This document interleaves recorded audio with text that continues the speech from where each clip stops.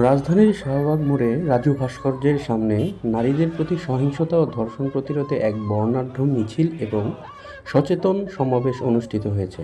ঢাকা বিশ্ববিদ্যালয়ের বিভিন্ন অনুষদের শতাধিক শিক্ষার্থী, সমাজকর্মী ও মানবাধিকার কর্মীরা এই কর্মসূচিতে অংশগ্রহণ করেন। তারা নারী নিরাপত্তা নিশ্চিতকরণ এবং অপরাধ দমনে সরকারের কার্যকর উদ্যোগের দাবি জানান। সমাবেশের মূল প্রতিপাদ্য বিষয় ছিল নিরাপত্তা আমাদের অধিকার, চুপ থাকব না আর। শিক্ষার্থীরা ব্যানার, প্ল্যাকার্ড ও স্লোগানের মাধ্যমে নারীদের প্রতি সহিংসতার বিরুদ্ধে তাদের প্রতিবাদ জানায়। সমাবেশে বক্তব্য রাখেন ঢাকা বিশ্ববিদ্যালয়ের বিভিন্ন বিভাগের শিক্ষক ও শিক্ষার্থীরা। সমাজবিজ্ঞান বিভাগের শিক্ষার্থী রাফিয়া ইসলাম বলেন, আমরা এমন এক সমাজ চাই যেখানে কোনো মেয়ে রাতে একা রাস্তায় হেঁটে বাড়ি ফিরতে পারবে ভয় ছাড়াই।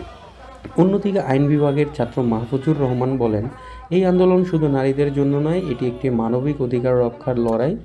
আজ আমাদের আত্মনিরাপত্তার দাবিতে যে কণ্ঠ উঠেছে তা যেন ভবিষ্যতের জন্য দৃষ্টান্ত হয়। সমাবেশে অংশগ্রহণকারীরা কিছু যুগান্তকারী প্রস্তাব উত্থাপন করেন, যেমন বিশ্ববিদ্যালয় ক্যাম্পাস এবং আশেপাশের এলাকায় সিসিটিভি ক্যামেরা স্থাপন, আত্মরক্ষা বিষয়ক কর্মশালার আয়োজন, ধর্ষণের অভিযোগে দ্রুত বিচার ট্রাইব্যুনালের কার্যকারিতা বৃদ্ধি, শিক্ষার্থীদের মানসিক স্বাস্থ্য ও নিরাপত্তা সংক্রান্ত সচেতনতা বৃদ্ধির জন্য বিশ্ববিদ্যালয় কর্তৃপক্ষের ভূমিকা জোরদার করা। সমাবেশ শেষে অংশগ্রহণকারীরা শান্তিপূর্ণভাবে শাহবাগ মোড় থেকে টিএসসি পর্যন্ত একটি মৌন মিছিল করেন।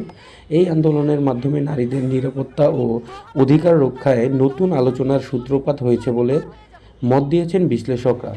দীর্ঘদিনের এই প্রতিবাদী ও সংগ্রামী মনোভাবকে দৃঢ়ভাবে গ্রহণের মাধ্যমে নারীদের নিরাপত্তা নিশ্চিতের জন্য সরকারের কাছে আহ্বান জানানো হয়েছে।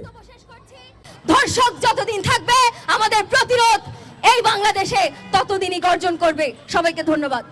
হাত দেয়, আমি যখন অফিসে যাই তখন যেই কলিগের দ্বারা আমি নির্যাতিত হই তার বিরুদ্ধে কোনো ব্যবস্থা গ্রহণ করা হয় না, কিন্তু দেখানো হয় নারীরা এগিয়ে যাচ্ছে।